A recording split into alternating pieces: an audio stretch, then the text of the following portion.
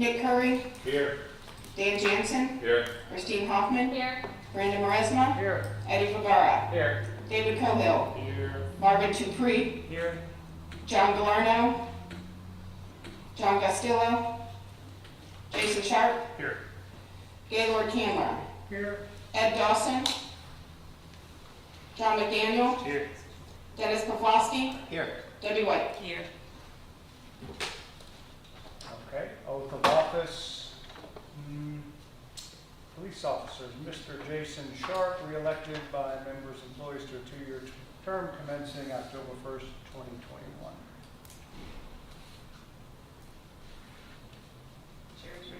Oh.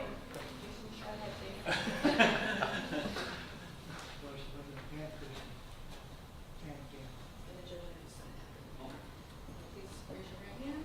Repeat after me. I, Jason Sharp, do solemnly swear or affirm that I will support the Constitution and will obey the laws of the United States and of the state of Florida, and that I will, in all respects, observe the provisions of the Charter and the ordinances of the city of Jacksonville Beach, and will faithfully discharge the duties of pension trustees of the Police Officers Retirement System. Trustees and Police Department. Retirement system. That was a long one. All right, congratulations.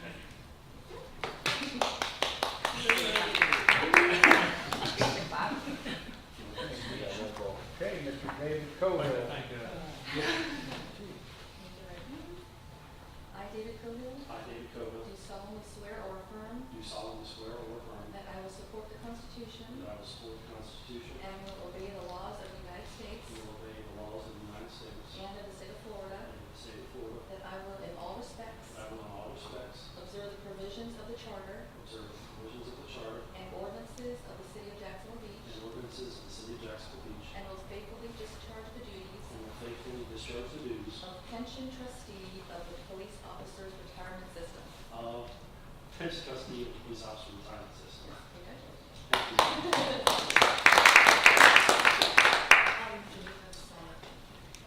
Ed Dawson's got cold feet, he didn't show. John McDaniel.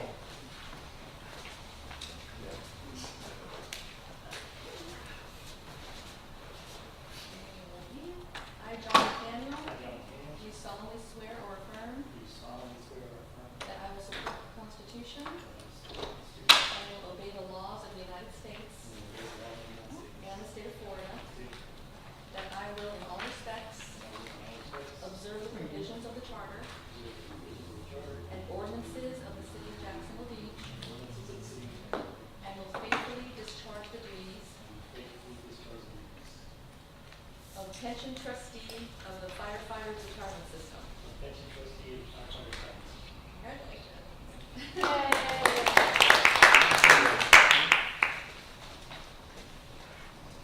Gentlemen, I'll get with you after the meeting to sign your oath of office, please.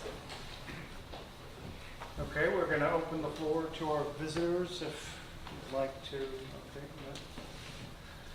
Approval of the minutes of the meeting held August 11th, 2021. And I'm not remembering, wasn't there a cheat sheet that we had going on at one point to tell us vote by board, vote by person? Was that just me that agreed with? I do not know of a cheat sheet, No? but for the minutes, we can just do a voice vote. Okay. I'll move to accept the minute. Second. Is all the boards together or by board? Or? Together. Okay. All in favor? Aye. Any opposed? Okay. Let's see. Old business, new business. Consideration by the General Employees Board of Trustees. Applications for retirement. Approved Curtis Garcia, CIS Engineering Coordinator, Beaches Energy, retirement effective December 1st, 2021. Separation date, November 28, 2021, meets age service requirements for service, 14 years, 11 months of service. So moved. Second. Do a voice vote on that? Roll call. Roll call. Nick Curry, Yes. Dan Jansen, Yes. Christine Hoffman. Yes. Brandon Maresma. Yes. Eddie Guerrero. Yes. Okay, approve Luann Marcherone, beneficiary Martin Marcherone, city engineer, public works, non-duty debt retirement effective October 1st, 2021, separation date February 19th, 2021, meets age service requirements for non-duty service retirement, 16 years, 4 months of service. So moved. Second. Nick Curry, Yes. Dan Jansen, Yes. Christine Hoffman. Yes. Brandon Maresma. Yes. Eddie Guerrero. Yes. Third, approve Rodolfo Osorio, storekeeper, Beaches Energy, backdrop retirement effective January 1st, 2019, separation date December 31st, 2021, meets age service requirements for backdrop retirement, 25 years, 11 months of service. So moved. Second. Nick Curry, Yes. Dan Jansen, Yes. Christine Hoffman. Yes. Brandon Maresma. Yes. Eddie Guerrero. Yes. Approve Murray Coley Hobbs, permit specialist, planning and development, deferred retirement effective December 1st, 2021, separation date July 30th, 2004, meets age service requirements for deferred retirement, 15 years, 7 months of service. So moved. Second. Nick Curry, Yes. Dan Jansen, Yes. Christine Hoffman. Yes. Brandon Maresma. Yes. Eddie Guerrero. Yes. Approve Steve Stevens, utility plant operator 2, public works, backdrop, retirement effective November 1st, 2021, separation date November 12th, 2021, meets age and service requirements for backdrop retirement, 30 years, 1 month of service. So moved. I'll second. Thanks, Nick. Nick Curry, Yes. Dan Jansen, Yes. Christine Hoffman. Yes. Brandon Maresma. Yes. Eddie Guerrero. Yes. Fifth member of City of Jacks Beach General Employees Retirement System Board of Trustees for a 2-year term commencing January 1st, 2022, expiring December 31st, 2023. Fifth member is currently me, Brandon Maresma. Term expires December 31st, 2021. I think I need to recuse myself from this one. Do you know how I'm voting? You good? He has expressed interest that he would like to That's your continue. chance, Oh. Ben. I'm in. So moved. Second.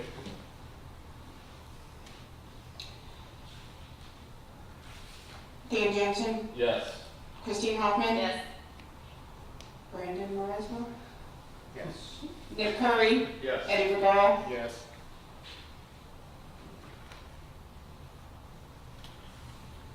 So in the election of officers here, I asked Pedro, it's been a while since we've done this, so he said someone needs to make a nomination, and then I guess that gets seconded, and then there's a roll call vote on the selection of each one of these positions. And all 3 boards are going to make these selections in this meeting. So hopefully, we kind of talked about this beforehand, and somebody has identified that they We're not allowed to talk about this stuff. well, I don't know.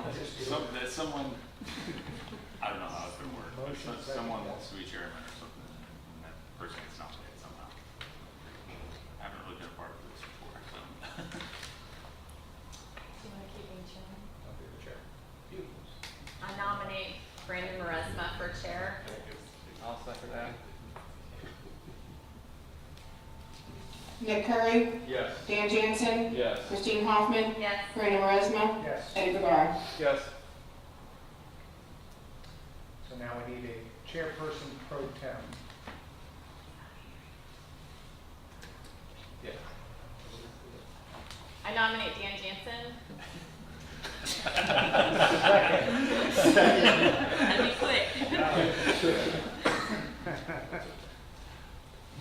Nick Curry, Yes. Dan Jansen, Yes. Christine Hoffman. Yes. Brandon Maresma. Yes. Eddie Guerrero. Yes. I'll nominate Nick Curry as our secretary. Second. Y'all watching how this is done? Nick Curry, Yes. Dan Jansen, Yes. Christine Hoffman. Yes. Brandon Maresma. Yes. Eddie Guerrero. Yes. Do the police have enough to do votes? Yeah, we got three. Okay, all right, let's do. And I will say they also asked Pedro about this, they can select someone who is not in attendance if they choose to. That's why all of us are here. That's what happened to Marvin last time. It is. That's how Marvin became chairman last time. Enjoyed the office.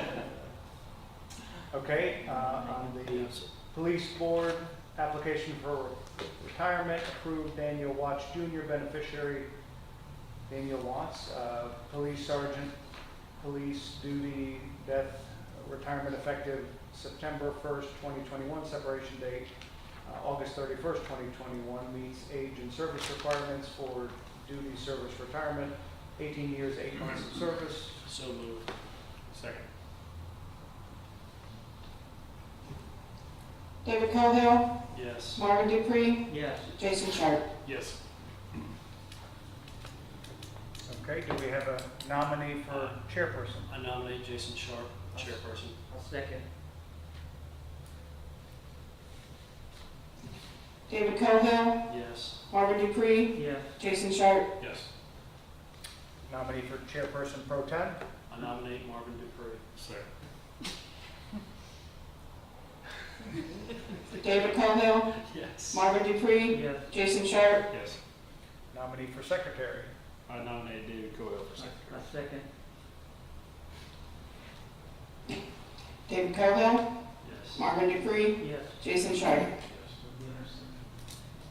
Okay, moving on to the firefighters board of trustees, a nominee for chairperson? I'll nominate George. Second. Gaylord Cameron, Yes. John McDaniel, excuse me. Yes. Dennis Poflowski, Yes. Debbie White. Yes. Nominee for chairperson pro tem? Nominate Nick Dawson. Second. Right.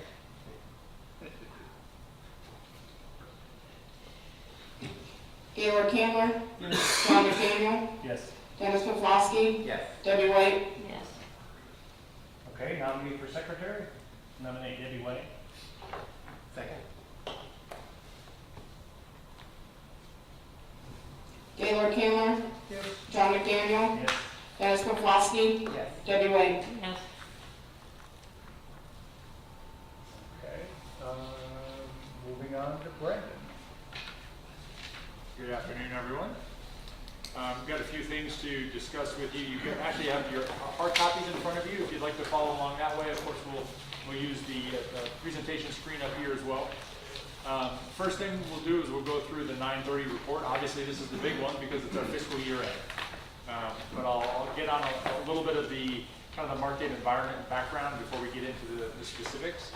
So I'll flip over to the first page, and in the upper right-hand corner is just the quarter review. It's kind of a mixed bag. If you think back, the prior 3 or 4 times that we've met, we were seeing equity returns of 5, 6, 8% each quarter. A little bit more of a mixed bag in this particular period. The primary concerns were here in the U.S. around inflation. So that became the big buzzword. I'm sure we've all either read about it in the paper or seen different price increases, whether it's at Lowe's or Home Depot, grocery store, et cetera. And a lot of that is related to certainly some of the shipping and distribution kind of issues. We hear about all the container ships out sitting off the coast of California. All things associated with that are certainly putting pressure on the system, and that prospect for inflation causes interest rates to go up, which can have a somewhat negative impact. And so we really started to see a lot of those concerns, in particular in the month of September. The other item was the Evergrande, the sort of real estate group out of China. That created a lot of concern, not just about the real estate portfolio, but just some of the markets generally. So when we look at EM, that was actually down 8% for the quarter, which is pretty significant. But with that said, the S&P 500 did actually squeak out a gain. It was up about 60 basis points, or 0.6%. But most of the other major equity indices or risk assets were down negative for the period. Fixed income was essentially flat, positive 0.1%. If you look at the bottom right-hand corner, this is the fiscal year period, very good overall results. S&P 500 was up 30%. Small cap stocks, as measured by the Russell 2000, were up 47.7%. And the international stocks were up somewhere between 18 and about 25%, depending on the benchmark. So again, for the fiscal year period, the backdrop was very, very good. The one kind of lone thing down here at the bottom was fixed income. We actually see a negative number for the last 12 months. And again, that's thinking back to where we were. Interest rates were quite a bit lower. Through the year, we did see rates rise, and bond prices move opposite of interest rates. So as interest rates moved up, those bond prices fell. Consequently, we're seeing those negative results over the last 12 months. If you flip ahead to page 2, just a little bit of a deeper dive into the equity markets. This is something we've talked about pretty regularly for the past number of years. But within the quarter, you'll notice all of the positive gains in green relative were on the growth side. So that's really where any of the positive results came from. You know, the Amazons, the Facebooks of the world. The value stocks underperformed. They were negative slightly.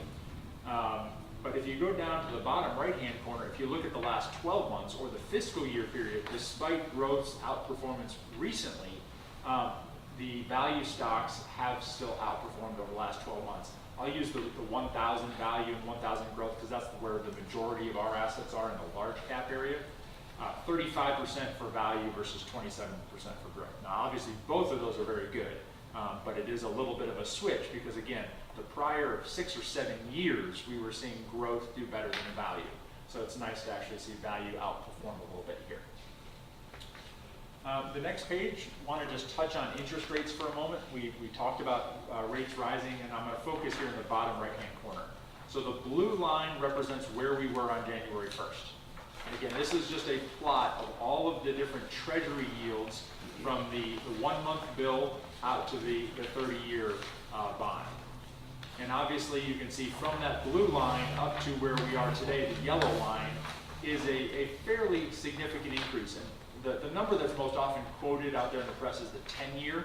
And you can see that went from about 93 basis points up to about 1.5%.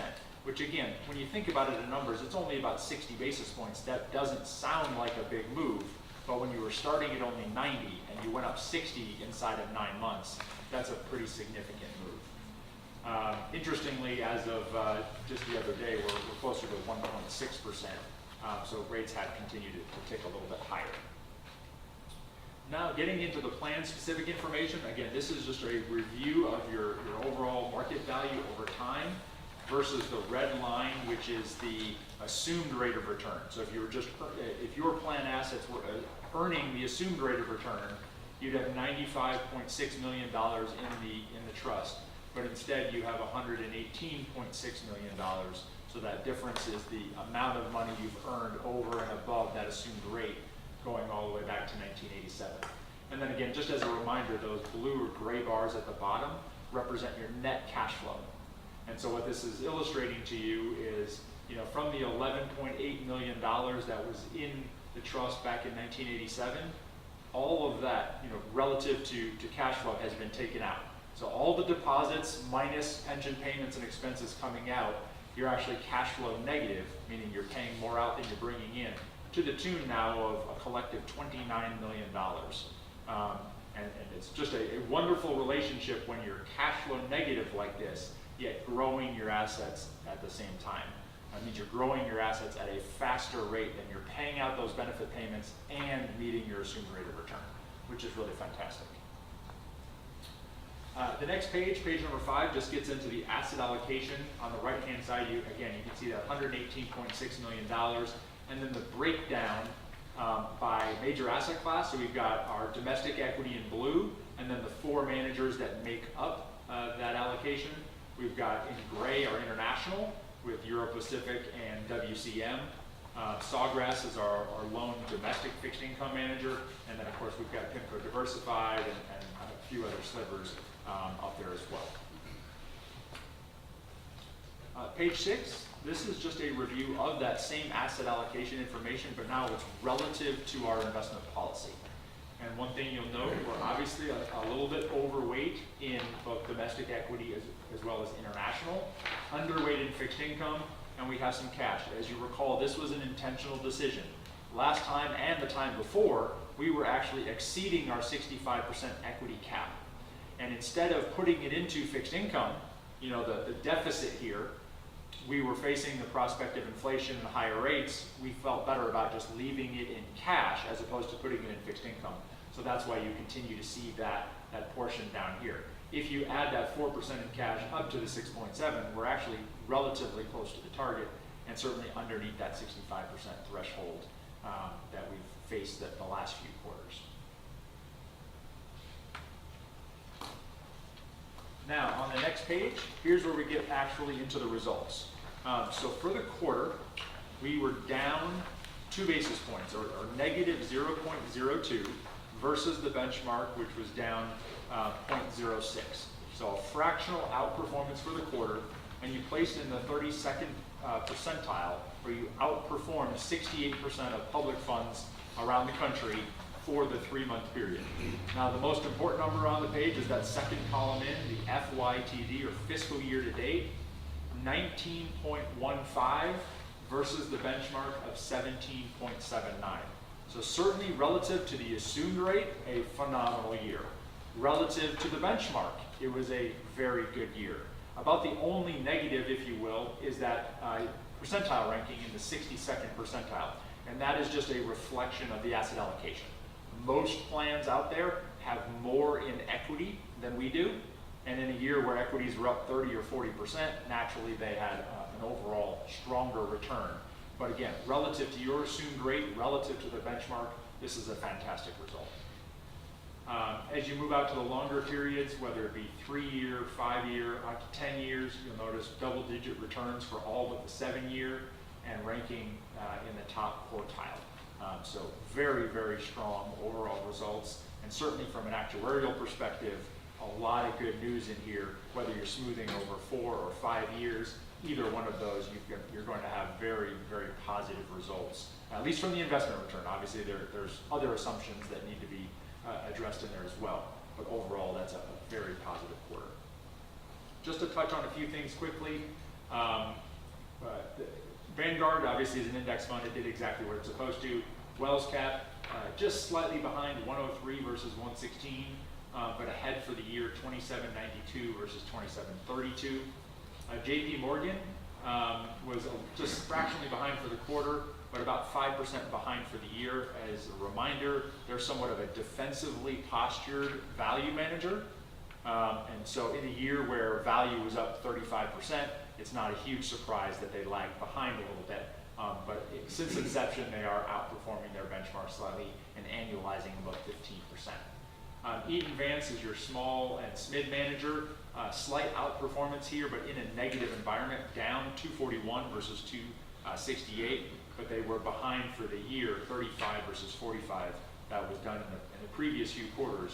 Now you will see over longer periods, they have been an excellent manager for you, consistently outperforming, but certainly did struggle here in the last 12 months or so. We don't view this as a long-term concern, just kind of being in the wrong part of the market for a few quarters hurt them, but we don't see that as a long-term issue. If you flip over to the next page, we get into our international managers, and although, again, the numbers are negative here for the quarter, down 235 for Euro Pacific, it did outperform the benchmark, which was down 288, and for the year, slightly outperforming 24.7 versus 24.4. WCM had a very good quarter. They were up 15 basis points versus the benchmark, which was down 288, and for the year, just short of 30% versus that 24.5. Now leaving the equity markets, we've got fixed income. We talked about negative results. The benchmark was down 3 basis points, but Sawgrass was up 10, so a slight bit of outperformance. But for the year, down 1.3, but that is outperforming the benchmark, which was down almost 2%. So again, on a relative basis, doing well, although again, some negative numbers. And again, like many of your other managers, longer term have continued to outperform nicely. And then the last couple of pieces, the PIMCO Diversified, this is what replaced Templeton, our global bond manager. They were up 12 basis points versus the benchmark, which was down 91, and for the year, 4.8 versus a negative 0.45. So an excellent relative result. as well as absolute. You know, if you think about had we left it in domestic fixed income, we would have lost 1.3, but instead we had a positive almost 5%. And then the last piece, of course, is the real estate, 6.7 versus 6.9, and for the year, 14% versus 15.7. A little bit behind the benchmark, but certainly in absolute terms, a very nice overall return as you're starting to see a lot of the positive. Certainly we went through that wave with the COVID impacts affecting in particular office and retail. Now that we're getting on the other side, you're seeing interest rates move up, so you get a little bit of a benefit there. And with some of that discussion about inflation, things like that, that helps some of the real assets, as certainly they would have a positive impact in valuation when prices are rising generally. With that, that's everything in terms of return and performance. I always include in your kind of summary version just a review of the fees that you're paying. So you'll notice on page number 9, down on the bottom line, the total plan average fee is 44 basis points, which I think is quite competitive, quite good considering how much active management you have within the structure.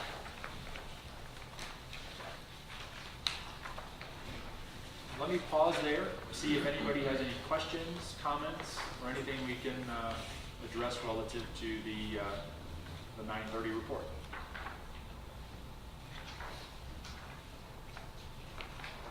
If I could jump in right here to just kind of give a little catch up on what has happened between the last meeting and this meeting before bringing us into this next section here.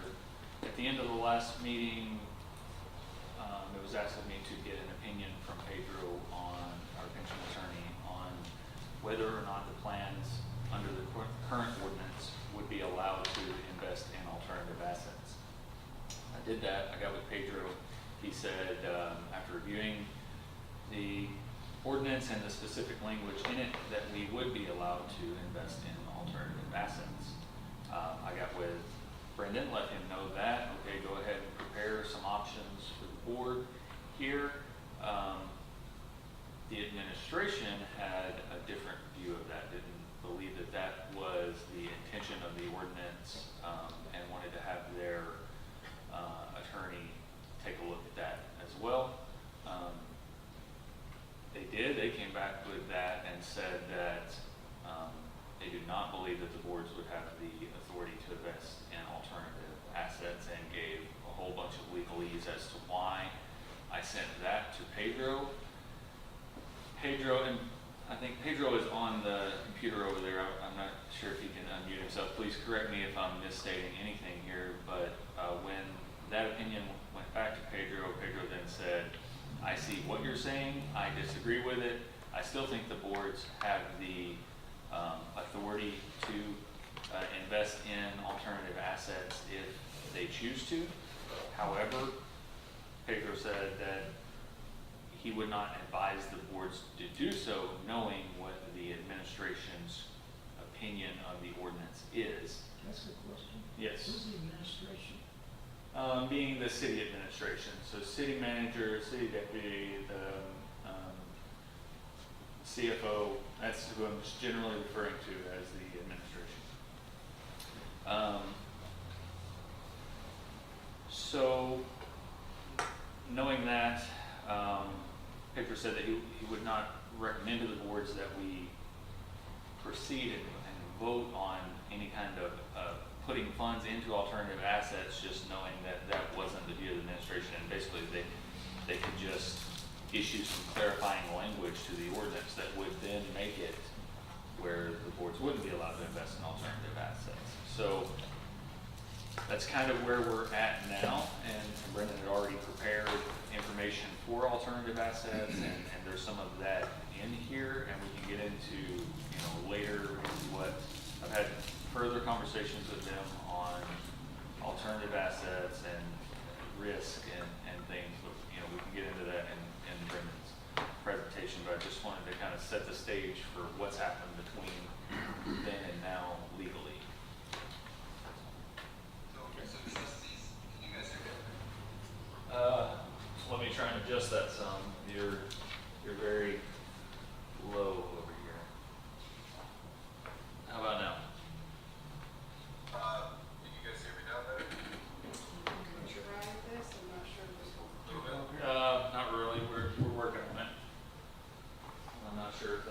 How's that go or not, but it will. Modern technology. It's on. I don't know what the speakers are. Go ahead, try this now. Okay, how about now? Testing. 1, 2, 3. Good enough. Testing. Yeah, I can hear. We'll try. Yeah, go ahead. Okay, so I think just everything that Dustin said is correct. Just kind of just a little bit more context. So the ordinance provides certain language that I think could be interpreted to allow for the investment. Right? I mentioned just the issue. Obviously, it is a cleaner. It is a cleaner way to do it for people than the ordinance specifically allow for the investments. I think agree with the city attorney that was likely to be intended. Again, since there's no, and this is maybe more of an assumption of my part, but assuming that there's no urgency in really kind of moving forward and making a decision and putting an investment together in an alternative space, I would agree with the city's attorney and say that we take the time to amend the ordinance and have any kind of questions as to whether or not the board actually does that. And obviously knowing that the city pension attorney disagrees or believes that the authority isn't there, there doesn't seem to be any basis or reason really to create a conflict unnecessarily, right? This is not something that is pressing or urgent, and so I think if we want to move forward, then I would recommend the board, the cleanest way to do it is just to amend the ordinance, to specifically allow for the asset class.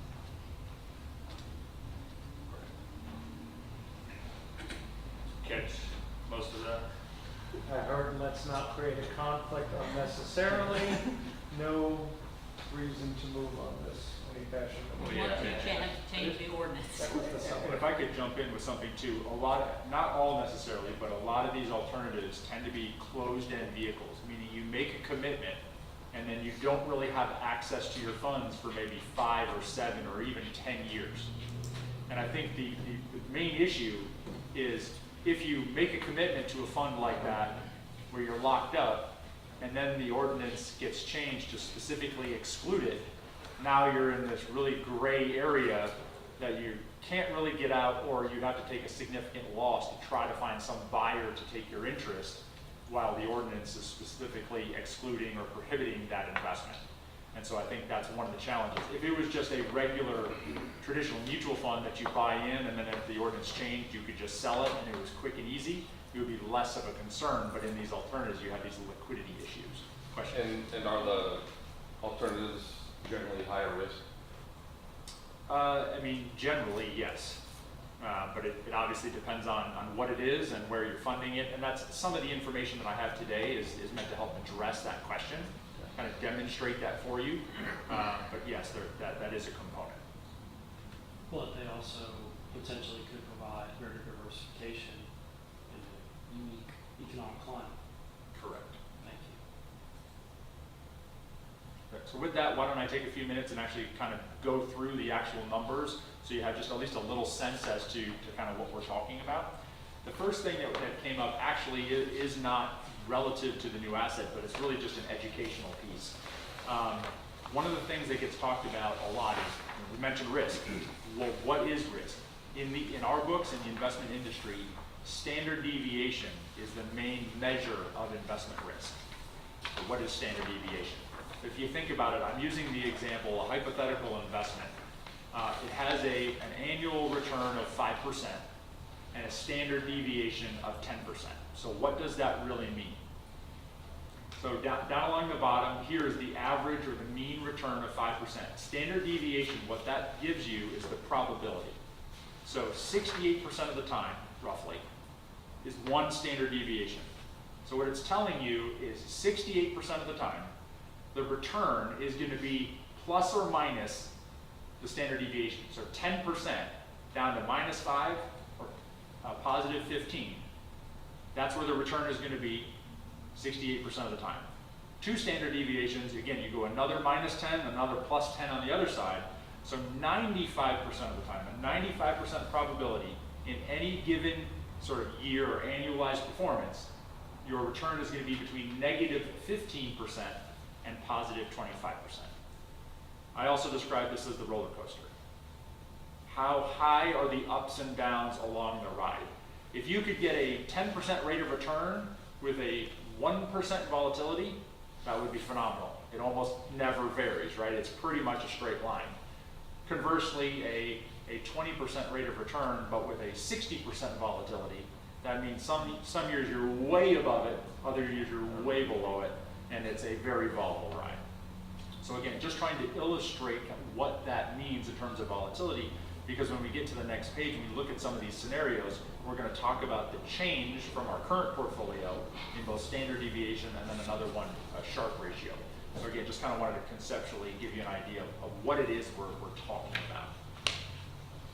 So with all that said, in the far left-hand column is our current investment policy target, okay? So obviously it fluctuates plus or minus based on what's happening in the market conditions, but our target in the policy currently, as we break it out to that 30% fixed income, domestic, 5% government bond, or excuse me, global bonds, and so on and so forth, we have a expected mean return of 4.54%. Now I have to pause here and give a little caveat. The capital market assumptions have come down pretty dramatically in just the last few months. If I had run the same exercise 18 months ago with your current policy, you probably would have been somewhere in the mid-sixes. But with COVID, with the last year of stocks being up somewhere between 35 and 50% depending on the benchmark, they've ratcheted down those expectations. So I just kind of wanted to give you that sort of disclaimer. Now, with that said, this current portfolio expected standard deviation is 9.73%, and then the Sharpe ratio is what I call the efficiency measure, or it's the return per unit of risk. So I'm going to talk about the change from our current to some of these different scenarios. So if the Sharpe ratio is going up, it means you're getting a larger increase in return than you are an increase in risk. But conversely, Sharpe ratio can go up by lowering return if you also get a larger decrease in the risk, if that makes sense. So, got a few illustrations. So the first one is just the basic, and this is kind of what we were focusing on last time, is the 65% equity and or 10% real estate. Now those are currently our maximums. So what I did is I showed you what our maximum or potentially a new target might be if we can get this adjusted in the ordinance. And then I also showed the iteration of 5% more, because again, if we're going to target 65, we can't also have the maximum be 65. We have to extend the maximum. So I wanted to illustrate kind of what that risk and return relationship would be at the maximum. So again, if we just add money to equity, taking it from fixed income, we increase the return up to 4.7%. The volatility or standard deviation goes up to 10.46. The Sharpe ratio declines. So we're getting a larger increase in risk than we are getting an increase in return. If you take it out to 70% equity, it's the same thing. You're continuing to get that increase, but the risk is moving at a higher rate, and therefore the Sharpe ratio is declining. Okay? Now, ignore the equity component. Now we're just going to instead take from fixed income and add it to real estate. You see you get actually even a larger increase in return, 4.76 from the 65% equity, but a lower level of risk, only 10.01 versus the 10.46. Now that is higher than the current portfolio of 9.7, but the Sharpe ratio actually goes up. So here you're getting a larger increase in return than you are an increase in risk. So the portfolio actually is becoming more efficient while getting that higher rate of return. And then again, if you take it out to the 15%, which would be the kind of the maximum, continued increase in return to just short of 5%, 10.3 on the volatility, but again, maintaining that 0.48 or that continued slight improvement in the efficiency of the portfolio. So again, this is not looking at alternatives. We already have exposures here. This is just looking at potentially tweaking the level of exposure that we potentially could have. Now, next page looks very similar. There's just a lot more numbers on it. So again, on the far left-hand side, you have that same column, our current policy. And then I actually included both the 65% equity as well as the 10% real estate column in there. But additionally, I did them combined.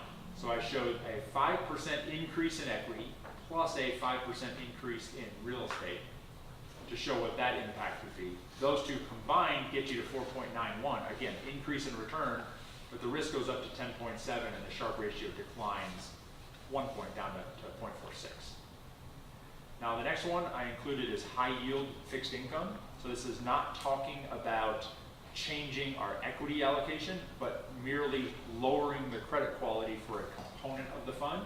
Again, you see an increase in return up to 4.69, volatility or risk goes up to 10.03, and it's just as efficient as the current portfolio. So you're kind of getting more, again, more return for the same overall risk and return relationship that you have now. If I could just jump in right here, that equity plus real estate was, at the end of the last meeting, we had talked about having something actionable on this next agenda, and that was what we were going to ask the council for, we thought, pending this review. I mean, that was the initial thought, was it 5% increase in equities, 5% increase in real estate. We'll see what ANCO says, but that's kind of what we thought we were going to have at this meeting. Then when they came back with these numbers, that really the equity assumptions have changed so much that it increased risk more than it made it worth the return. That that's kind of in the email I sent. I said there was surprising information, and it kind of changed what I think the plan was for this meeting. But I just kind of wanted to point that out where we left out last time to what we're seeing here. As we continue to move right, the next one is a 5% allocation to infrastructure. Now this is very similar to real estate, thinking that perhaps that could be more palatable. But again, the risk and return relationship, again, is very, very similar to real estate. So you get, again, 4.7 up to just short of 10%, and that slight increase in the Sharpe ratio up to 0.48. Now, the last three columns get into a different asset class, what we call direct lending. So this is private debt. So as opposed to publicly traded companies issuing debt which you can buy in the open market, there are roughly 8,000 public companies in the country. There's roughly 50,000 privately held companies. So it's a much larger universe, but of course they aren't registered with the SEC, they don't have quarterly filings, so it's a little bit of a different kind of universe. But there is a segment that, again, lends to non-publicly traded companies. So that's what we're looking at here. So this is a way to potentially diversify the fixed income exposure without, we're not adding equity, but trying to get a higher return out of the traditional fixed income. Because again, as we talked about with higher interest rates, what we're facing, that component is likely to be challenged for at least the next year or two, could be 4 or 5, depending on how long the economic cycle lasts. But so with all of that said, the first iteration is 5% DL, 5% to direct lending. And again, I'm taking that from our current 30% allocation to domestic fixed income. You'll notice the return jumps to 4.82. The volatility goes up to 10.09. But again, the Sharpe ratio is moving up to 0.48. So we're getting a larger increase in return than we are an increase in risk. Now the next column shows the same 5% to direct lending, but instead of coming from fixed income, we're actually taking it from equity. That's the E at the end there, direct lending from equity. Again, increase in return, but not nearly as much. It's only 9 basis points. But the risk goes way down, 9.35 versus 9.73. So you actually get the biggest spike in terms of the Sharpe ratio here, but it's mostly on the risk side, not really on the return side. And then the last column shows a 10% direct lending allocation, again, split 5% from fixed income, 5% from equity. You get to 1091, with 975, and again, that same 0.50 relationship on the Sharpe ratio. So again, I know there's a lot of numbers, a lot of different things going on here.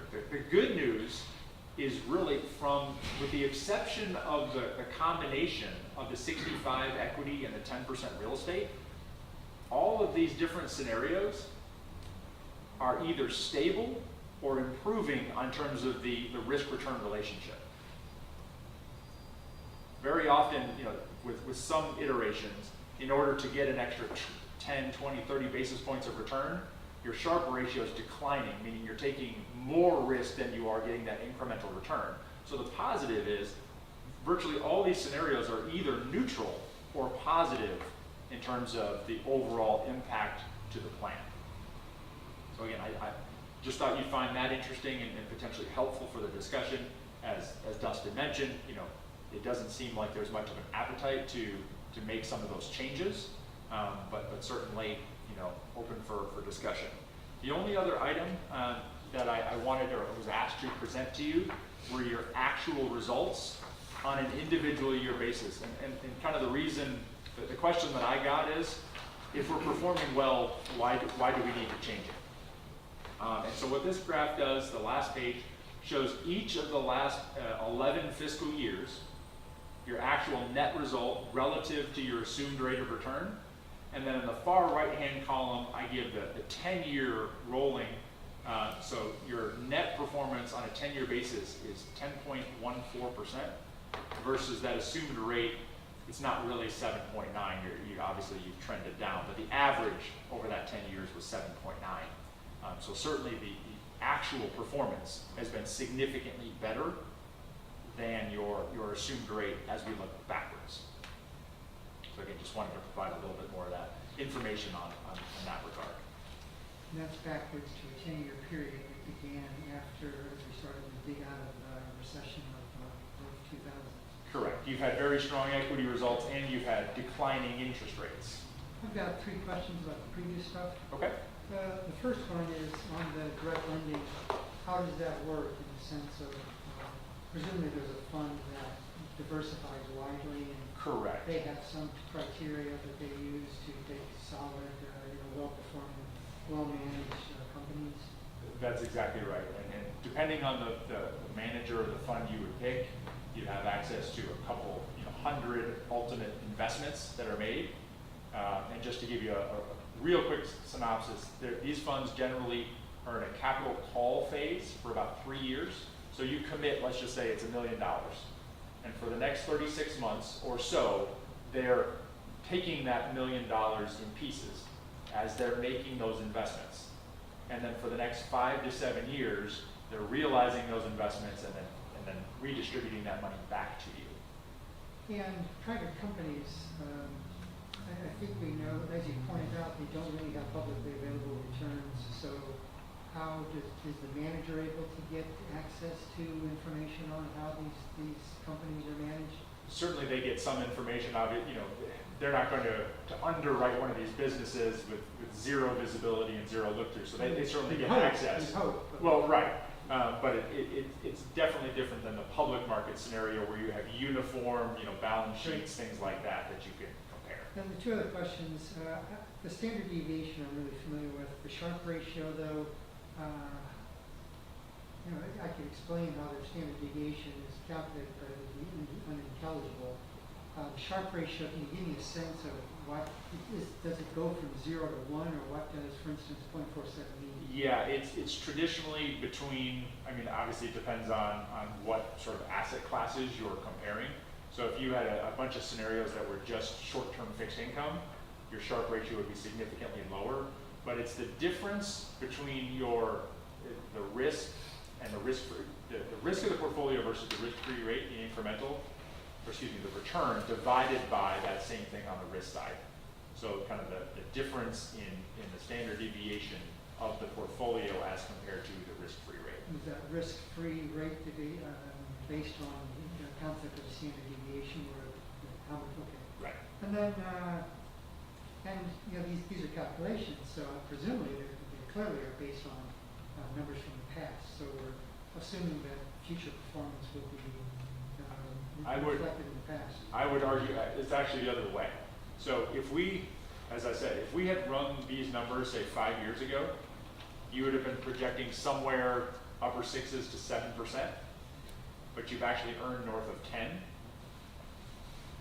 Now, the reason they're coming, or part of the reason they're coming down is certainly that returns as of late have been better than average. And on top of that, fixed income yields are very, very low. You know, if you think back, if you go back to the early 80s, when a 10-year treasury was yielding 20%, you know, you could have, it was fairly easy to earn an 8% rate of return. You could have just a reasonable component earning that. Well, now your 10-year treasury is around 1.5, 1.6. And so that's one of the issues that in the capital market assumptions, they say, okay, you know, obviously fixed income rates are expected, they're coming way down and transferring some of those expectations. Log data goes into the standard deviation formula, for instance, and, you know, it'd have to be, in this case, past data. So you're using, you know, past data to try to, you're assuming that the The future standard is- deviation, yes, is more kind of, And the Sharpe ratio isn't like that? well, it's using the standard deviation, which is based, you know, again, on past experience, correct. But again, the return component of that is the forward projection, not the rearward, you know, looking actual performance. Okay. The Sharpe ratio, like, by itself doesn't mean anything. If you just look at one, it says it's 0.48, that doesn't mean anything. It's only useful in relative comparison to other Sharpe Sharpe ratios. ratios, Right. Yeah, there's statistical concepts like that too. Right. So, yeah, I get that. So, but it still does look like, you know, past performance, is being used to project future performance. So, whatever the numbers look like, they're based probably on these last 10 years, which, actually the last 10 years is weird because it started at a period of high growth and then it got this collapse at the end that we're bouncing back from. Obviously, past performance is utilized when developing the capital market assumptions. But I would say the forward-looking, the numbers in these expectations are dramatically lower than what long-term averages have been, and certainly what the last 10 years have done. So from the return perspective, I don't think it's really utilizing much of the past performance in order to predict the future. It's actually kind of going the opposite. If we're using the past performance, saying it's been so good, now we think the future is going to be lower. I think the bottom line is, you know, this is the best tool we've got to try to get a sense of where we are. And it is imperfect. Sure. And again, I think I got a better feel for it. like I said, if we had talked about this 5 years ago, we would have been off by 300 basis points. Because it would have projected something like 7. Well, you've earned north of 10. Now, obviously, we were better, you know, surprised on the high side, and that's obviously fantastic. But it's really more of the way I look at it, it's a basis for comparison, kind of where we are today, the current portfolio, and what would be the impact, plus or minus, to any of these different asset classes. Yes, Scott? Excuse my ignorance on the direct lending asset class. What's the scope of the private businesses? Is there a limited number? Is it always in a state of flux? Is it capped at how many businesses get involved in this? Or You mean in the portfolio? yes, It would be the manager. So you know, if you were to entertain something like this, we'd be looking at managers, and that particular manager is going out and making investments, and in their portfolios, they're going to target to make investments in 200 businesses or 300 businesses or 500, whatever that number is. So they're not making investments just based on how many companies are out there. They're just targeting, you know, they kind of back into, okay, we're planning to make loan sizes of X, and we're trying to raise a portfolio of Y, okay. and that, you know, you divide the two against each other, and that's how many companies they ultimately would need to invest in order to put all that money to work. And then it gets, not to get down into the weeds, but if you hire a manager that tends to focus on smaller companies, they might make more investments, but each one is smaller, versus a company that's buying, you know, into very large companies and are making a more significant investment. It might be fewer in number. that way. That helps. How long has direct lending been around as an option for something like pension plans to invest in? Maybe it's going back 15 or 20 years, but it certainly has been a growing area. It is sort of an offshoot of the private equity world.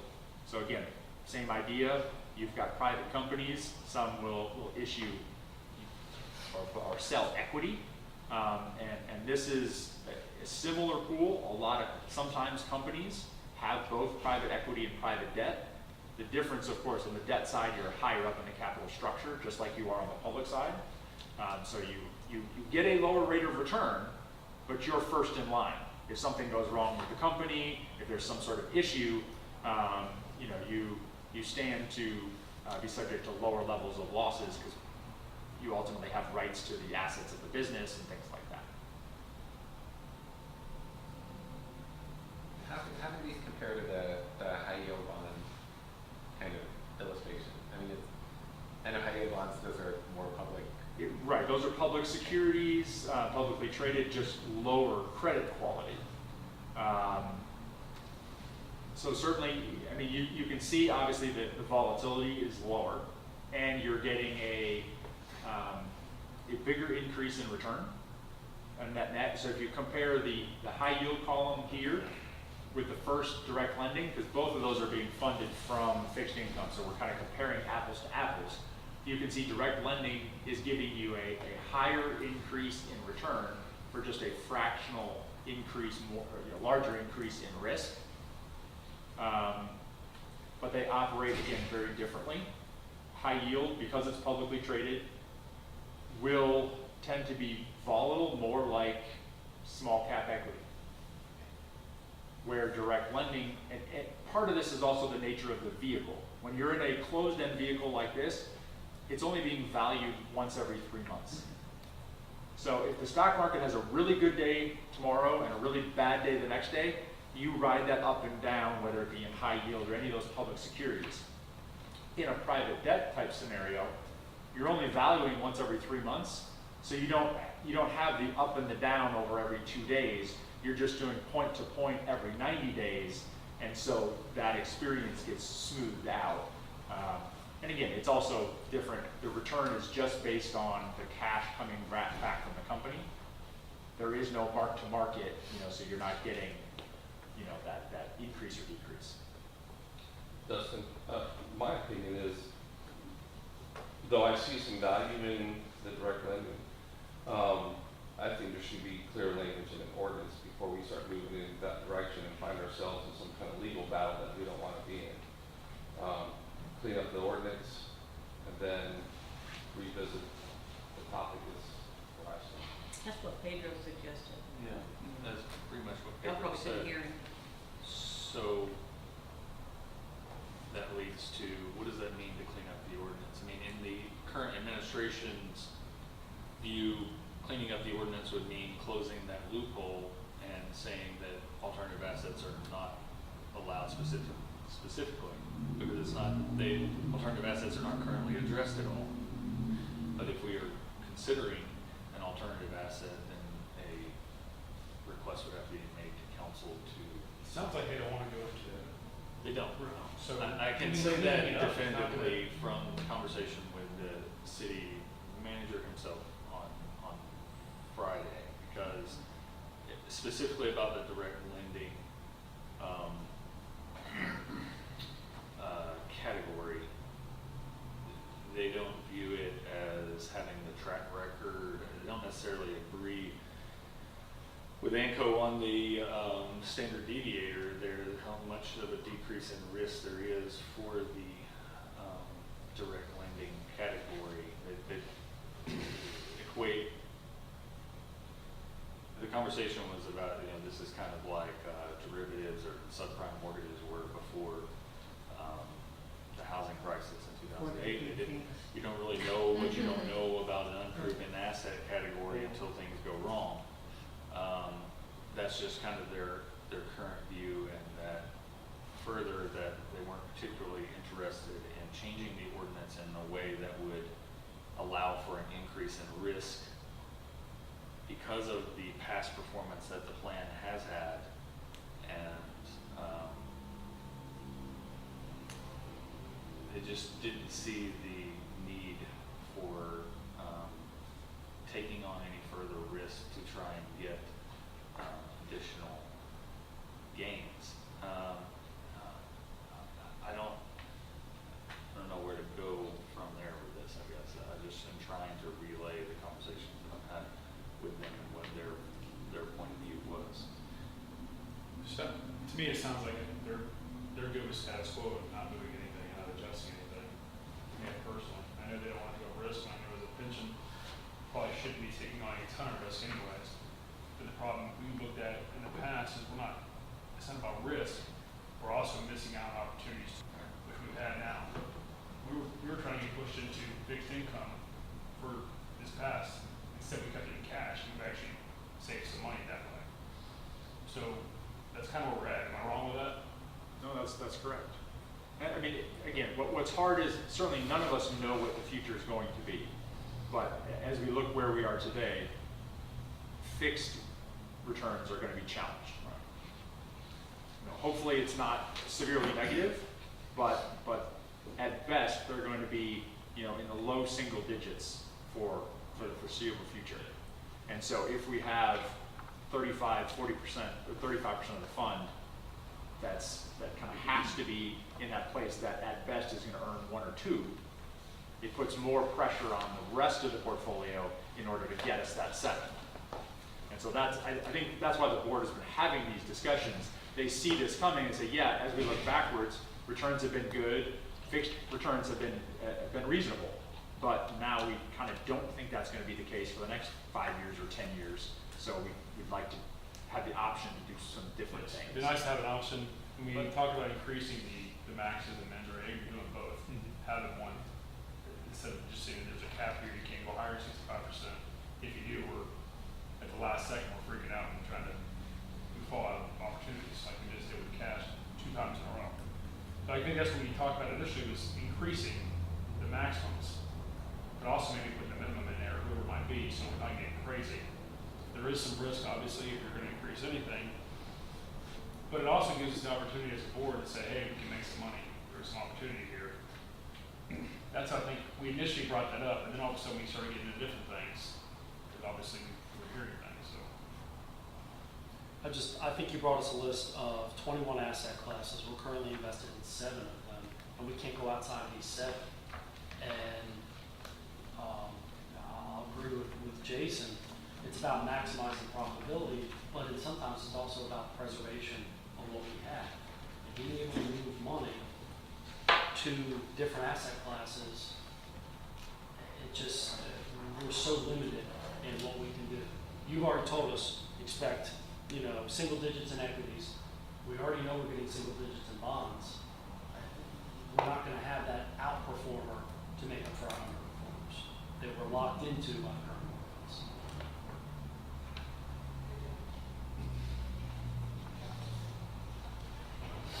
Well,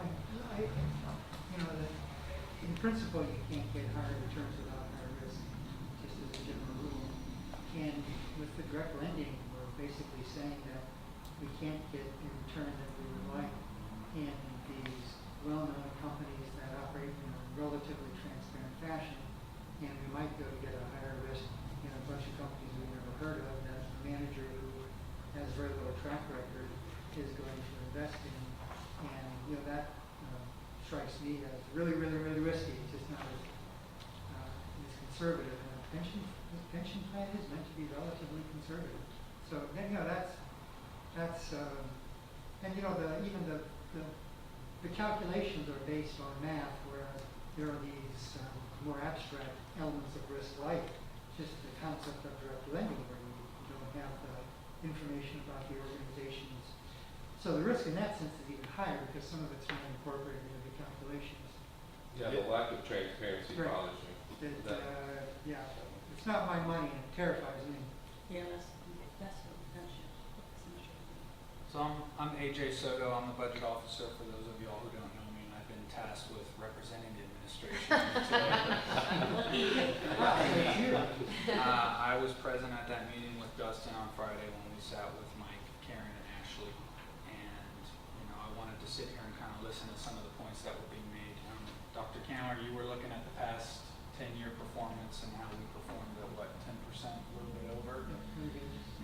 In the first attachment that was handed out for Jacksonville Beach Retirement Systems, page 14, looking at the 34-year annualized rate of return, it's 10.61% also. Each of our pension plans is funded above 80%. So the reason the administration has taken its position is, what are we trying to fix at this point? If our plan so far, or our approach so far, has been working. Safety of principle to be able to guarantee the benefits that we promise is our primary concern. Well, we have a policy that for the past 2 meetings, we've had to move money to cash, which is just putting it under the mattress, as opposed to in some sort of investment vehicle. Personally, that's my concern. Is yes, we can look back 30 years and we've made 10%, but sometimes that little red line has dropped below the blue line. We've been negative in our returns. It's just a policy that's so restrictive that we have to move money out of a well-performing asset class into an underperforming, not even underperforming, negative. And to say what you said, it's not about. I understand this risk reward. I'm not saying this pension fund should be at 30%. That's not what this is about. But and you said it a couple of years ago, when we're requiring, we know we're going to get 1 to 2%. You said a while back, 1.5%, 2% out of Sawgrass was a great return for us. We have to have a percentage of our money in that asset class. And that's just, I'm not saying that the pension fund hasn't done great, but there needs to be some flexibility. We can't always just say, well, it's done great. We're comfortable. I'm not comfortable taking the money out of equities and putting it in bonds to where I know I'm going to lose money. I don't see how I can be a fiduciary for my members, current, retired, and everything else, and in good conscience move money from winning to losing. I would say that being fiduciaries, we're guaranteeing that we can pay out the benefits we promise in exchange for the services that the employees rendered to the city. And so far, what we've been doing allows us to meet those obligations. So that's why the administration has taken the position it has at this time. That number, that cap number, that we have to move those assets out, that's set by state statute, isn't it? No, it's not investment policy, it's the city ordinance. And that's what he's talking about. But because of the nature of pension plans and how conservative the approaches tend to be, safety of principle is typically your primary motivator there. There's no doubt, we can completely agree with that, hands down. What we're saying is flexibility to where when we can't put something, we're making money. There's a reason it went from 62% to 63% to 67% because we were making that money. Now our hands are tied to the point where it's either cash or bonds that are losing money. That's what we're saying. Sure. And we're not. And I don't want to be a money manager where every month or every quarter we're moving money left and right. I don't want to do nothing like that. We just want to have flexibility to where it's set for us to make a change, and we don't have to get stuck. You have fixed, you have cash, or you have where we're making money at. That's all we're saying. I completely agree with it being conservative with the pension. I know and you're right as far as yours fiduciary statement, but so is his. Sure, I understand. Are we beholden to the bond ratings? Do we have a certain level that we have to hit? Investment grade in your ordinance, not by statute, but again by ordinance. Did you say something about, do you remember saying something about bond ratings? That if we lowered our bond rating, what was? High yield. Yeah, the high yield. Okay. So again, that's not changing, it's sort of considered an asset class, but it's, you're already in publicly traded fixed income, and high yield is publicly traded fixed income. Right. You're not really, but you're just lowering credit quality in order to access the one. So does it give us more, if say we were gonna change the ordinance and we just changed that requirement to lower our standard, doesn't that give us more flexibility in that asset class? On the fixed income side, sure, it does. Does that What's the help? administration's view on lowering our bond rating? Right now, the administration's view is to not change anything, to keep it as is. So the reason they said that, well, the administration view is that they don't want to do anything that increases risk. So if you look at that chart up there, the high yield is at 10.03% on the standard deviator, our current policy at 9.73%. So even though the Sharpe ratio does increase return slightly, the Sharpe ratio stays the same, the standard deviator goes up, and that's not something they would support, is what they said. We went through each one of these scenarios. Well, the equity plus RE, which I think was having 5 to each of those potential classes, Correct. the assumed mean return goes up. Standard deviation goes up a bit as well, but these are at least, the risk is known risk. And we know what we're dealing with there. Unlike, maybe 14 of those other 21 equity classes that we can't get into, we just don't know enough about them to know that they're relatively safe. So, and the Sharpe ratio for that one being a bit lower. Well, anyways, I see that as something where we can move some money out of those really, really low yielding bonds and shift them into equities and or real estate. That would be in terms of the secondary risk, by which I mean the unknowns. As Donald Rumsfeld would say, look, there are unknown elements here as well. Right. And so that's an option where we wouldn't be, especially if our equities continue to perform well, we're not constantly taking money out of equities and putting it in bonds. And AJ, that scenario as well, raising the cap on equities and real estate, both the administration is in support of that. The administration in general has voiced hesitance or unwillingness to increase the risk profile of the city at this time. Given prior performance of the plan, given the healthy funded ratio of our pension plans, what are we attempting to solve by making these changes? Okay, understood. So if say a large majority of us here were concerned about that, we would try to convince council to take it up with the administration and maybe. Sure. And certainly, the risk ultimately lies with the city. So if we're correct in a number of these projections in the next 5 years, equities don't give us what they have the last number of years, and fixed income certainly doesn't either, then instead of earning our assumed rate of return, maybe we earn half of that. Well, if that happens, then the funding goes from 80 down to 75 to 70, and the city's contributions have to go up. And so at that point, then there's the quote cost for maybe some having less diversification or other asset classes. So that's the other side. Ultimately, the city kind of bears the brunt of that difference in the return and performance. Well, where are we at with this cash? What are we gonna do with that? Are we gonna give that to the city to pay out benefits, or we'll just leaving it there? I would just suggest leaving it there. Again, it goes in quote, it belongs in the fixed income bucket, but fixed income with rising rates and inflation is losing money. And that's the point they're trying to make. If you can leave it where it is and make 10%, why would you take it out, put it in cash and make nothing? Or take it out, put it in bonds where it's a negative return? Yeah, just because that hard cap. Logically, it makes no sense, yeah. So that's where they're at. Well, I understand. You can't lose money. That's the whole reason. Well, that's true, That's the yeah. safeguard. But every. That's why the diversification there. I'm just playing. That's not diversification.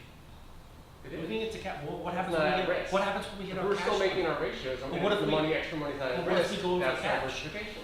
We can only be what, plus, It's a safeguard. plus 5 You on want to cash? put extra in equity. Plus because minus it is at 5 risk. The market could crash at I any think time. that's what we target, but I mean, from an ordinance, there's no limit to the amount of cash that you can have. I mean, yeah, we keep shaving it, moving it in cash, but that's not diversification, that's just, Just cashing your income. It's helping us keep above the rate that we're trying to achieve. That's what it's doing. you're removing the risk from the money so that we stay above the 7% that we're, the actuary is projecting. But if it's not making any money, it's just sitting there, and you're not Exactly, making a so profit. you're Can't that requiring be less used money, to pay you've got less benefits? money to make that 7% now if you got the server sitting here in cash. But we're still making what we're projected to make there. That's the point. You Just just have have to look at both sides of the coin. I think that it's not necessarily that we're trying to fix something, but if we have a softening market and we do open up for alternatives, then maybe we are protecting ourselves going forward. I'm just throwing that out there as a Well, thought. we've heard about I mean, there's both sides of that coin. It's a fair argument, and I see both sides. I don't know that there's a repair that needs to be. I don't think we're trying to fix something here as a board. Well, the question was, so what's the board trying to address then? I understand the desire for flexibility, but just here kind of reeling in the administration's position. Sure. No, I get it. So the city does take on the additional risk, like you said, so any amount of additional risk in that standard deviator, if the worst happens and we lose a lot of money as a plan, then the city has to make up that amount. So that's why they're not particularly interested in allowing the amount of some flexibility that would cause an increase in that standard deviator. I think had they been presented with more options in alternative asset classes that lowered risk, then maybe that would be something they would be interested in. There was only the one option there of the direct lending to and removing that money from fixed income, or from equities rather, that decreased the risk below the current policy. And alternative investing is always going to have I don't see how we're divided into to say that the standard deviation and the sharp rate, all that stuff's going to be different. To me, it's always going to be a higher risk when it's alternative investing. What do you think, Brendan? I mean, generally speaking, there's two sides of it. Are we trying to reduce the risk profile? Or are we trying to enhance return? I mean, ideally, you want to do both. But we could certainly reduce the risk profile, but instead of 4.5, maybe we're to 4.1 or 3.8, which doesn't help us get to our assumed rate of return. So I think what we're talking about is how can we potentially utilize other asset classes to try to have a better probability of meeting that assumed rate of return moving forward. And there aren't too many things you can do to get that higher return while at the same time reducing your risk. That's just hard to do.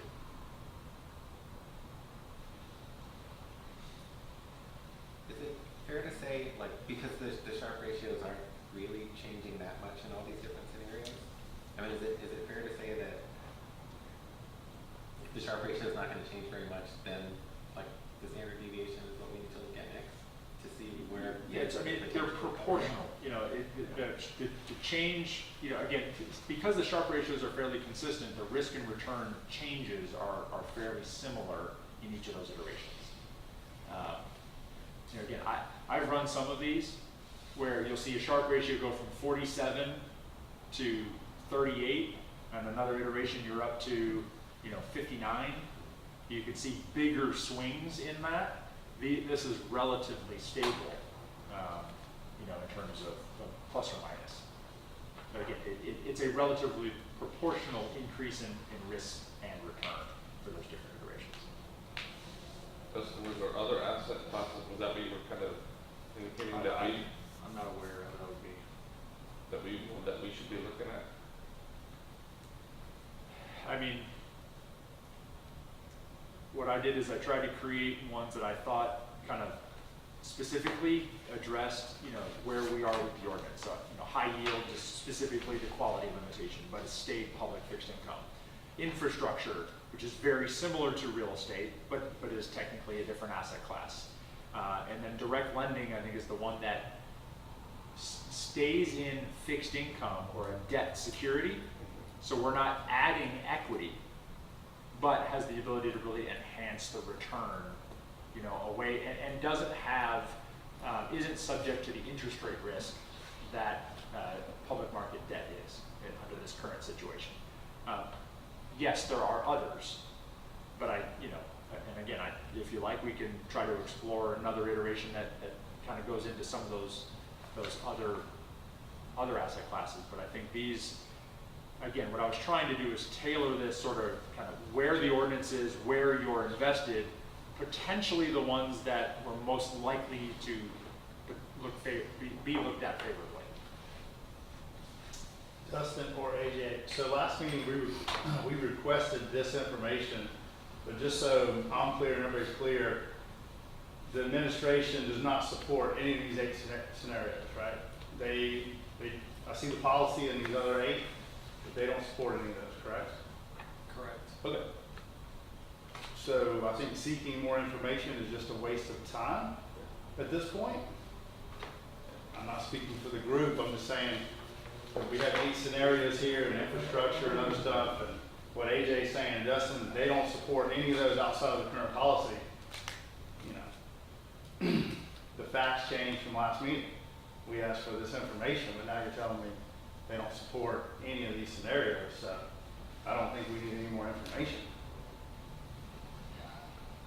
I think the information also changed from what we were expecting to see. I mean, we weren't expecting this reduction in equities projection down to be at 4-point-something% and those kinds of things. So, I mean, I think the administration would have been much more, have been palatable to maybe a 5% increase in equities had that, you know, not increased the risk profile very much and still, you know, been just a 5% increase, you know, what we already invest in and things like that, but given the results that we've seen from these projections is kind of what made their opinion land where it did. Is the mean return in here, is that based on ours, like for the policy, is that based on just the asset classes or our specific investments? Asset classes. So it could be that our managers are amazing and they do better than the senators. Again, you know, we ran this exact scenario 5 years ago. You know, it would have projected somewhere around 7%. You're north of 10.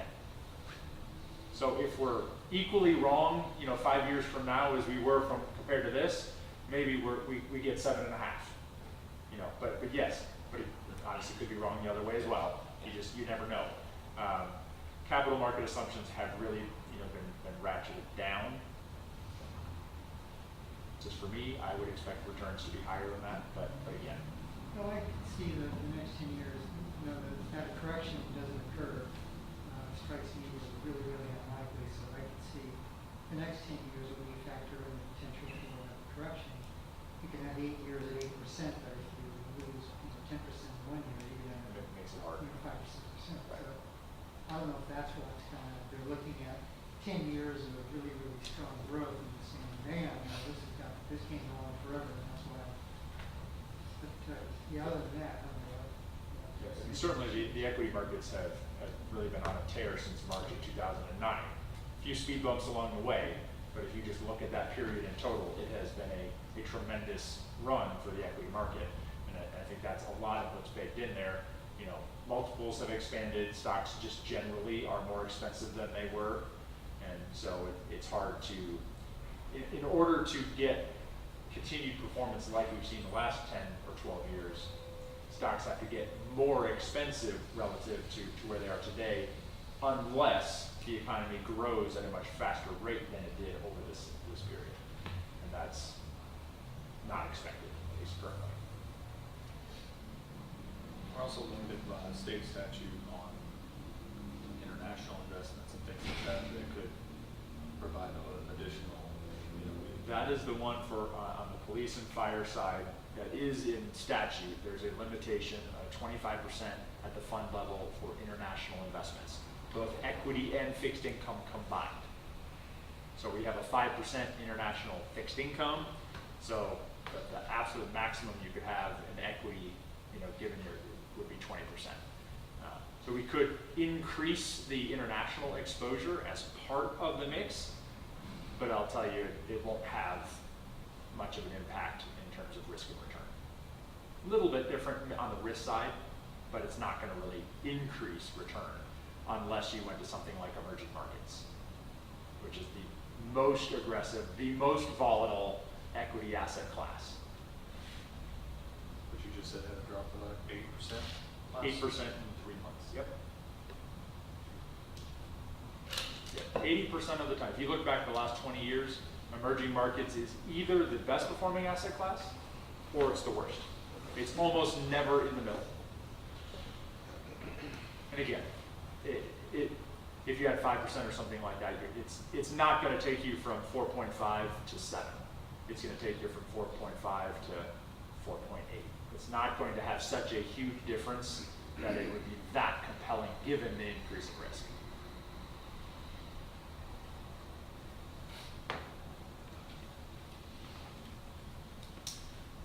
I mean, from my perspective, I'm just reading the room. It sounds like we can just sort of let this go for now.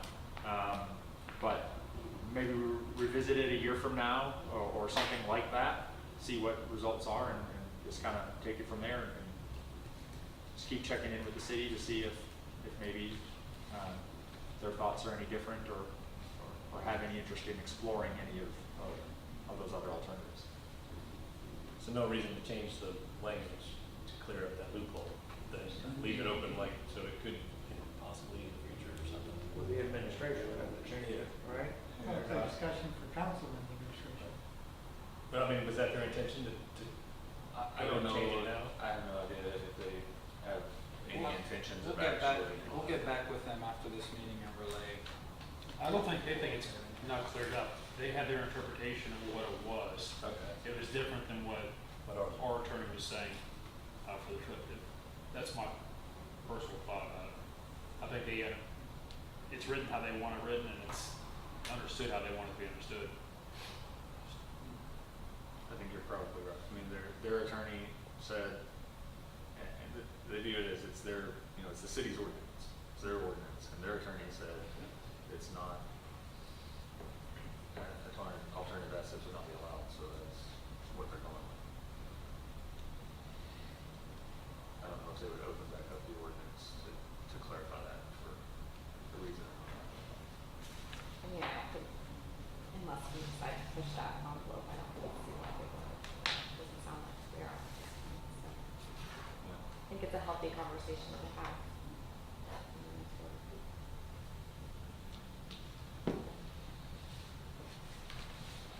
And I guess I would say just to throw it out, if like one of these scenarios produced something that was a home run where returns were going to be high without a lot of change in standard deviation, then I would more strongly consider it. But I mean, just based off of the illustrations we've got here, I don't see enough of a change to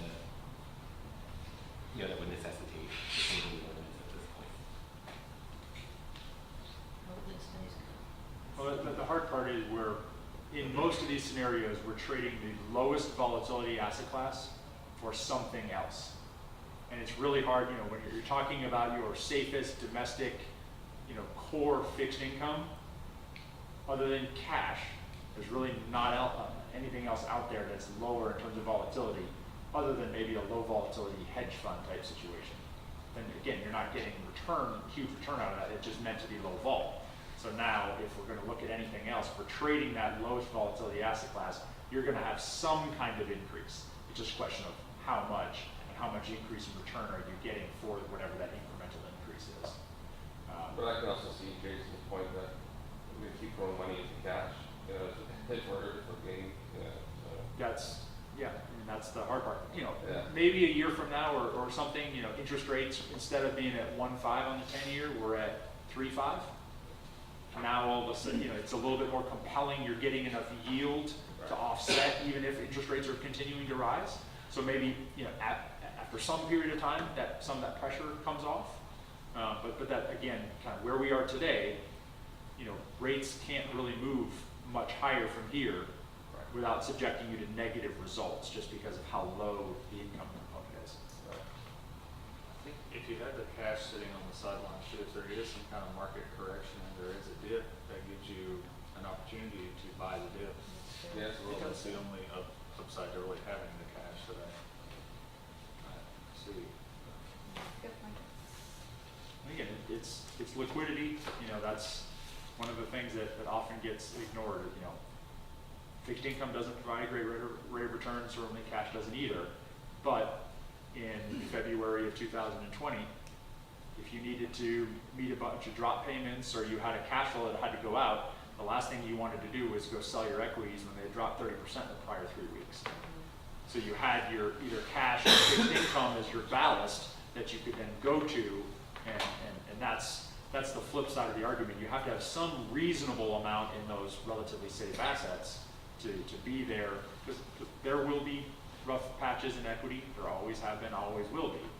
And so for an ongoing fund that has regular cash flows, you don't want to have perfect timing all the time.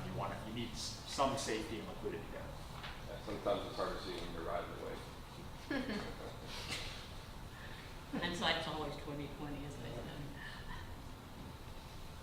Unless there are any other questions, that is everything I had for you. I know, sorry, it was a lot of numbers, more so than normal, but I'll just take you back to 19% fiscal year, fantastic overall result. And here we are in the first couple weeks of November, and we're off to another good start for this new fiscal year, already up 3.5%, 4%. So knock on wood that things kind of keep heading in this direction. Thanks for putting that report together. That was really. Absolutely. Thank you. I was just glad that I didn't see you said crypto in there. That was on the next quarter. Talk about standard deviation. Yeah. Yeah. Do we approve this by board or overall? By board and roll call, please. Okay. On the general board, do we have a motion to approve the investment report? So moved. Second.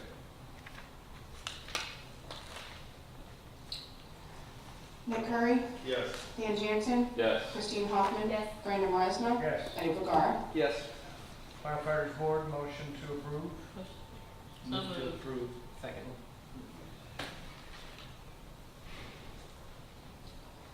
Gaylord Cameron, Yes. John McDaniel, Yes. Dennis Pawlowski, Yes. Debbie White, Yes.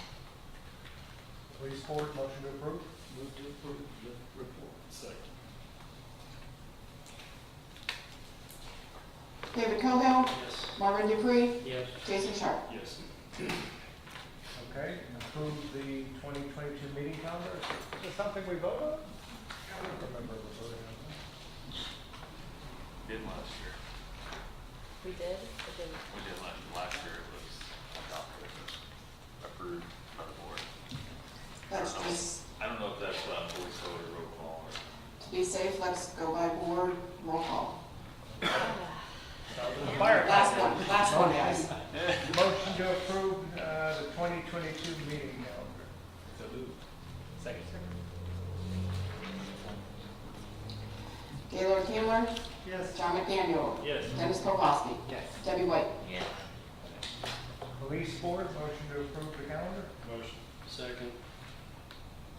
David Cohill, Yes. Marvin Dupree, Yes. Jason Sharp, Yes. And the general board. So moved. Second. Nick Curry, Yes. Dan Jansen, Yes. Christine Hoffman, Yes. Brandon Moisner, Yes. Eddie Guerrero. Yes. Okay, pension administrators reports and presentations. I'll be quick. The year-over-year numbers you can see there, we did have quite a few distributions from the general employees plan this year. A lot of that being from our Beaches Energy section for one reason or another. And then total active participants, not much fluctuation from year to year, 239 to 242 for general employees, police officers 67 to 66. That's kind of what we would expect. I will say that since Gene Paul has taken over as chief, we've had pretty remarkable lack of turnover in the police department. I don't know if that's coincidence or anything else, but I thought it noteworthy. That's why you see hardly any distributions from the police officers plan for the year, and even that person was not somebody that had left this year. It's just money that they had left in the plan from previous year. conferences. Before we have our next meeting, there is going to be an FPPTA conference for the spring trustees school, Lake Buena Vista, Hilton, January 23rd to 26th. So if you're interested in going to that, please let me know, shoot me an email, something like that, so that I can get those rooms reserved. I'm sure that will open up pretty soon for reservations. They usually do it about a month and a half ahead of time, month and a half, 2 months ahead of time. So,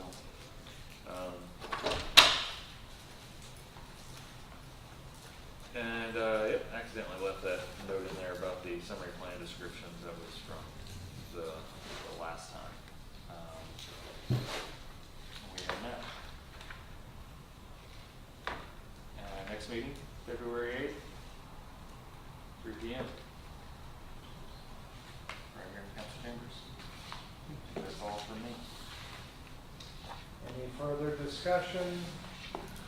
Motion and a second to adjourn?